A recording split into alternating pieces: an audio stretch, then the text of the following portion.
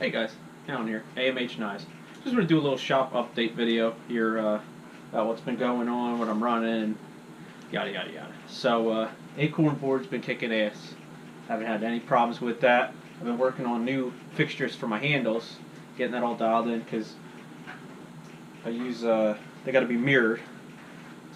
So they're pretty good right now. These are both together, just pinned, but they looking pretty sweet.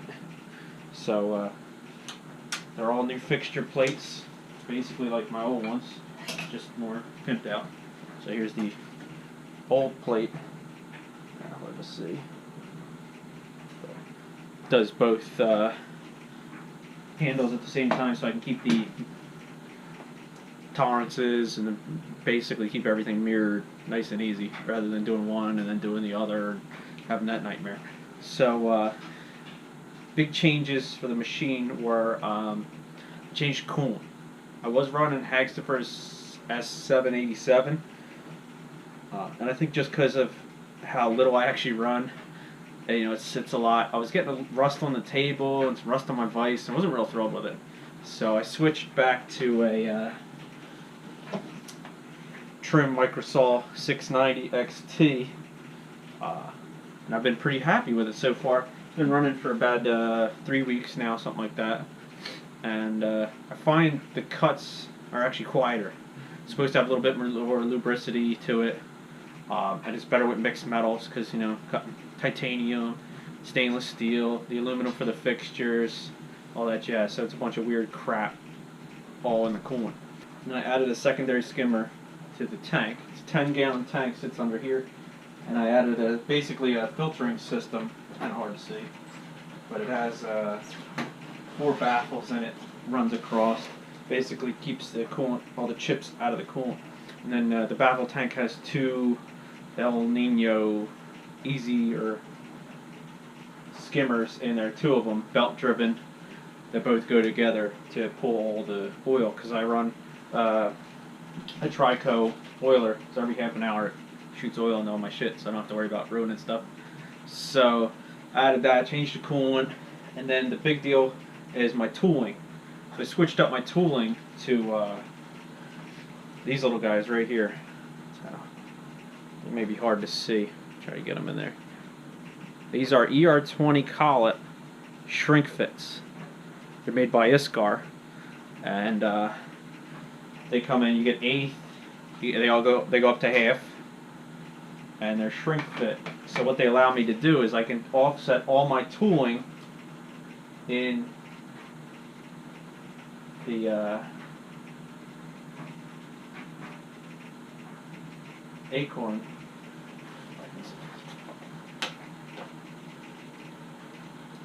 So I can offset all my tools, all 8 of them, at one shot, and I'm done. I don't have to go back and offset every time, because spindles collet. So every time you add a tool, you got to go touch it off and then restart. None of that. So my first cycle, which is basically the inside of the handles, it does the bearing pocket, pivot point, and the 2 pins for it. Now I could do that op was around 15-17 minutes before, but having to go over,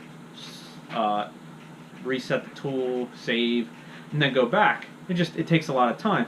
Now with those, it's 4 minutes and under every time. It's awesome. So it takes a lot of that, the quick shit that shouldn't take as long. Now it makes it way faster.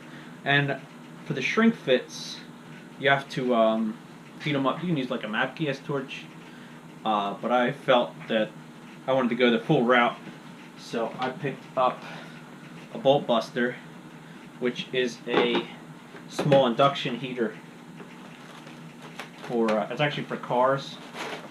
Basically it's a big goofy looking stick here, but it has induction coils, and you can heat up these tools probably about 4 seconds, and you'll heat them up to full temp to put the tools in or take the tools out, depending on what you got to do. So it's a lot easier, and it's a multi-use product, so now I can use it on my cars and stuff for taking bolts out, and they get all seized in there from our salting in the winter. Besides that, just been working on tooling, tool paths, trying to dial these handles in. After I get these handles done, I'll probably do a run of 10 sets, maybe something like that, and then get on to blades and then back spacers and locks and pivots to make these knives, because it takes a lot. Besides that, too much hasn't been going on. Some machine's been purring along. I did change the front plate because I have a big channel in the back. But I didn't like the way it was splashing the coolant, so I made a nice plate on the front. They're just small stuff. So, till next time, catch you later.